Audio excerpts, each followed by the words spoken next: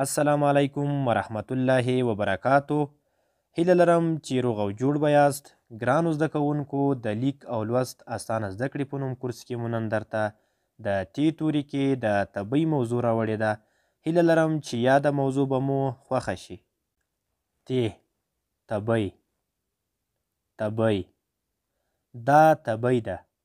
تبۍ ته تبخی او تیغ نه هم ویل کیږي. دا تبۍ ده. تبۍ ته تبخی او تیغ نه هم ویل کیږي. په تبۍ هر ډول ډوډۍ پخیږي. په تبۍ هر ډول ډوډۍ پخیږي. زما مور هر سهار په تبۍ پراټې پخوي.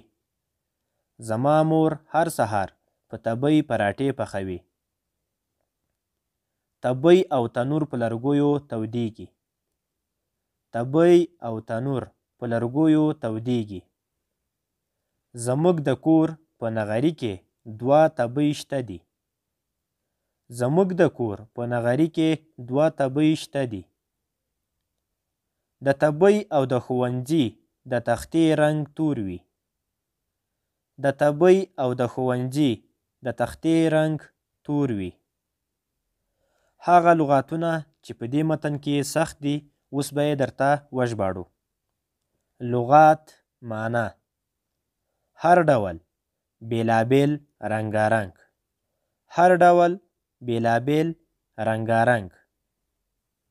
پراټې، غوړ لرونکې ډوډۍ. پراټې، غوړ لرونکې ډوډۍ. تودیږي، ګرمیږي. تودیږي، ګرمیږي. کورنۍ دنده. کورنۍ دنده. د ت توري لرونکې کلمې بیلې بیلې ولیکئ. د ت توري لرونکې کلمې بیلې بیلې ولیکئ. ګرانو زده کوونکو، دلته ما تاسو ته 4 کلمې یا لغاتونه راوړي دي. دې کې به یو زه د تورو په شکل درته ولیکمه. نور 3 تاسو کورنۍ دنده ده، تاسو به یې خپله د تورو په شکل ولیکئ. توت. توت چې کله موږ د تورو په شکل لیکو، لومړی به ت، واو، ت. دا 3 موږ د تورو په شکل ولیکل، نو کله یې سره یوځای کوو توت ترې جوړیږي. ت، واو، ت. داسې سره یوځای کو توت ترې جوړیږي. نورې 3 کلمې طوطي، ترکاڼ، تور. دا ستاسو کورنۍ دنده ده. دا به تاسو سره بیل یا د تورو په شکل ولیکئ. دوهمه برخه د ت توري لرونکې کلمې سره یو ځای ولیکئ. د ت توري لرونکې کلمې سره یو ځای ولیکئ. ګرانو زده کوونکو، دلته ما تاسو ته 4 کلمې راوړي دي چې د تورو په شکل لیکل سوي دي. په دې کې به یوه زه درته د لغات په شکل ولیکم، نور بیا ستاسو کورنۍ دنده ده. تاسو به یې سره یو ځای یا د لغات په بڼه ولیکئ. ت، خ، ت، ه. دا 4 توري یا حروف چې سره یو ځای کو تخته ترې جوړیږي. ت، خ، ت، ه. داسې سره یو ځای کو تخته ترې جوړیږي. نور 3 لغاتونه د تورو په شکل لیکل سوي دي، نو دا تاسې سره یو ځای کړئ. لغات، مرسته، مات.